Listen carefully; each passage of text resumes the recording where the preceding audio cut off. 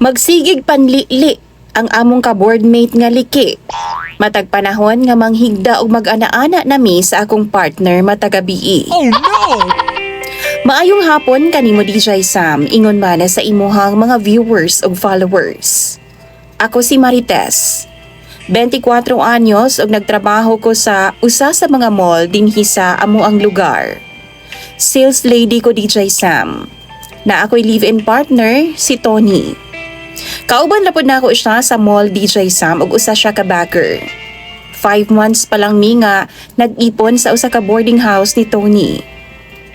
Bago pa mi nag-ipon DJ Sam, nag-star na ko diri sa boarding house 3 years na pod ko.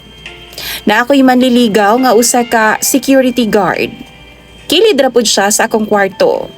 Pero di na ako siya bet kay magsigira siya dala og laing babae DJ Sam sa una. Sawa pa siya manguyab nako. Lain pa jud kaayo kay madungga nako nga mag-ana-ana sila. Kahoy lang man mo ang kwarto DJ Sam. Tapos plywood lang pod ang bungbong. Dungog kaayo ay ang hungihong sa pikas kwarto. Labi pag mag-ana-ana sila ay grabe gyud kasaba.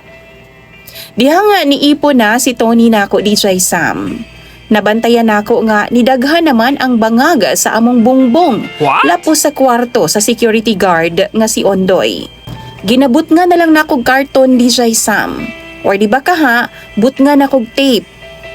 Aron nga di may makita. Pero tanggalon gihapon DJ Sam. Maunang matag-abot na ako kada gabi gina-check yun ako na daan DJ Sam. Aron akong matabunan. Pero usahay lagi DJ Sam. Kapoy na kay sa trabaho. Og lami na nga ihigda na lang. Maunang makalimtan. Pila kahigayon DJ Sam nga mag-ana-ana ming duha ni Tony. Maigking intahon siya. Kay naamay mutusok og kalit sa iyang lubot. Kilid or di ba kaha, bisan asang parte sa iyang lawas. Usahay gani no sa akong lawas pod matusok DJ Sam. Kanang tuko bitaw sa silhig lanot. Anima lagi kaayong tawhana oy. Mao nang mag-ana-ana mi sa tunga na lang nga portion sa among kwarto. Pero usahay man gud maganahan na lagi, masibog-sibog na lang sa unahan. Mawa na spacing ba DJ Sam.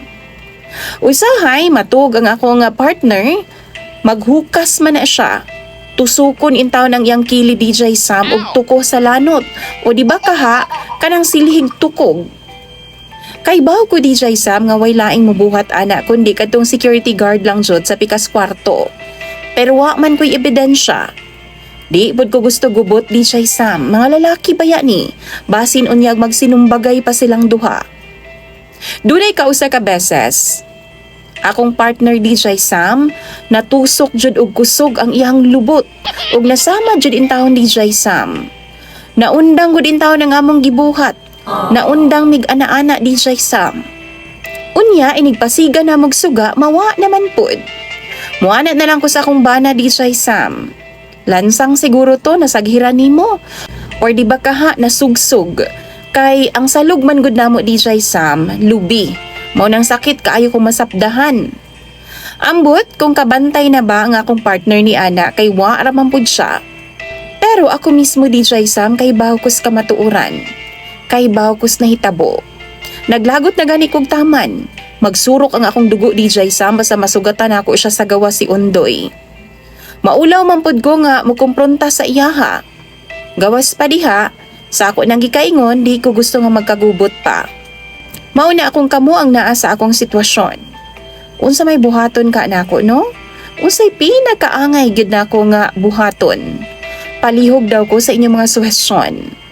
Ako nang basahon ha sa comment section. Imong sender DJ Sam ug follower, Marites.